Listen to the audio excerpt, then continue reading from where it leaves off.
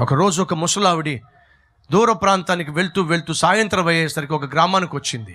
ఆ గ్రామంలో ఉన్న ప్రజలు మంచోళ్ళో కాదో తనకు తెలియదు, తనకు క్షేమం ఉందో లేదో తనకు తెలియదు. ఆ గ్రామంలోకి వెళ్తూ వెళ్తూ ఎదురుగా వస్తున్న ఒక ఆయన్ని చూసి, అయ్యా అయ్యా ఈ ఊరు మంచిదేనా అని అడిగిందట.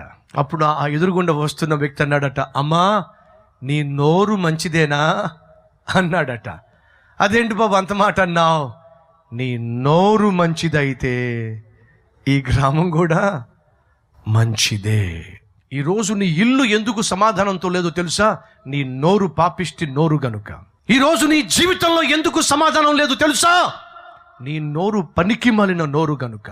నీ చుట్టూ ఉన్నవారు ఎందుకు నిన్ను చూసి అసహించుకుంటున్నారో తెలుసా? నువ్వు కనిపిస్తే దూరం అవుతున్నారో తెలుసా? దూరంగా జరిగిపోతున్నారో తెలుసా? నీ ఇంటికి రావడానికి కూడా భయపడుతున్నారో తెలుసా? నిన్ను శుభకార్యాలకు